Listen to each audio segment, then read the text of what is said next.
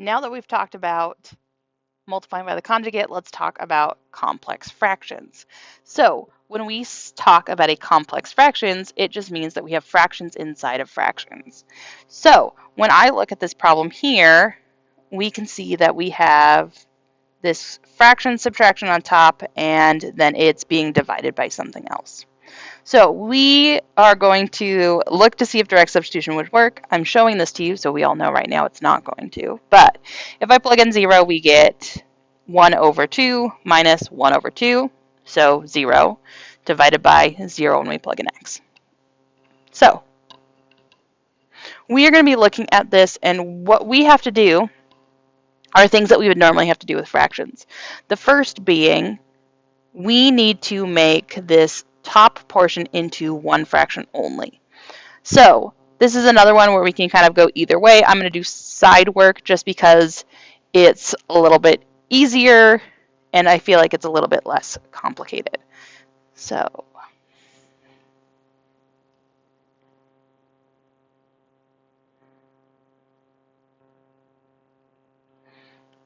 we are going to just start with the top part of our fraction. So I have x plus 2 minus 1/2, or 1 over x plus 2 minus 1/2. I'm going to leave some room underneath it for a second because I'm going to pull in that divided by x in a little bit. So we're going to start with this. The first thing that you may notice is that we are subtracting these fractions right here. So in order to add or subtract fractions, I need common denominators. So what we're going to do is we are going to use the other denominator to kind of help us with that feat. So we need to multiply the top and bottom by the same thing, but we're going to multiply it by the thing that it doesn't have. So our fraction, the first one, is missing this times 2. So I'm going to multiply the top and bottom by 2. Our other one is missing an x plus 2, so I'm going to multiply the top and bottom by x plus 2. Okay, we are multiplying fractions, so now we're just going to multiply straight across. This means our first fraction, 2 times 1, gives me the 2 on top, and 2 times x plus 2. We can write it as 2 times the quantity x plus 2, or we can just multiply it out and say we have 2x plus 2. Either way is fine. I would just be consistent so our denominators look the same. Okay, now we are going to subtract. In our second fraction, we are doing 1 times x plus 2, which is just x plus 2, divided by 2 times x plus 2 again, so 2x plus 2. Okay, now we are going to combine this into one fraction. The one thing that we need to remind ourselves is that when we subtract from a fraction that has more than one thing, this subtraction is going to go to both terms. So when I write this out, I'm actually going to write it out without doing the simplification yet. So when we subtract and they have a common denominator, that common denominator goes in. I have 2, and I'm subtracting x plus 2, but I'm really subtracting x, and I'm subtracting 2. When we simplify this, we have a 2, and then we are subtracting a 2, so what we really have is just negative x divided by 2x plus 2. Okay, so we have simplified the top of this fraction as much as we can, and now we need to go back to our original problem. So the only thing we've dealt with so far is this numerator. Even if I were to replace it back, we are still going to get a 0 over 0 because I need to get rid of this divided by x. So what we're going to do is go, oh, well, all of these should have been divided by x, so let's just go ahead and divide them all by x now. So all I've done is put back in what was originally in the problem. I've just separated it at the beginning so it'd be a little bit easier to look at. So I've added divided by x to everything, and we are going to look at this piece right here.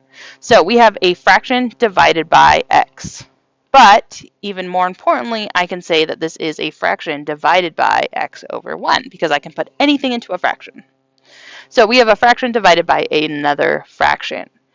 This tells me we are going to multiply by the reciprocal or keep change flip. So we are going to have negative x divided by 2x plus 2, and we are going to multiply it by 1 over x. Just like last time, we're going to multiply straight across. you may notice that we have an x in common. So we are going to get rid of that common multiple. We're going to divide it out. In doing so, we get the denominator of 2x plus 2.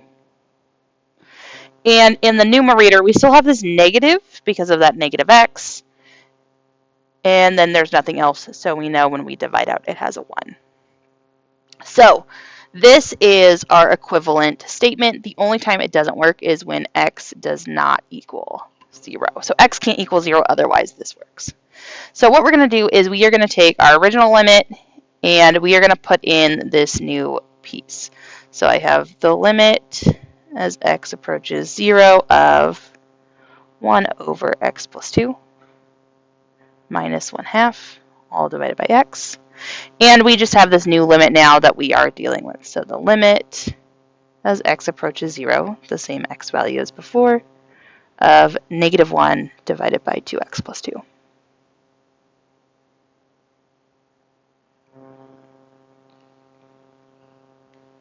So when I look at this, the top can never be 0 because it's just a 1 or a -1.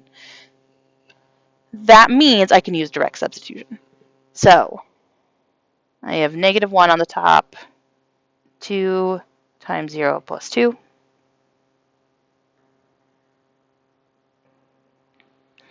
2 times 0 is 0, and if we add 2 to it, it becomes just 2. So my final answer would be -1/2. This is another one of those things that it's not really going to come up that often, and when it does, we're going to do something completely different than what we're doing here because it's going to be in a totally different context.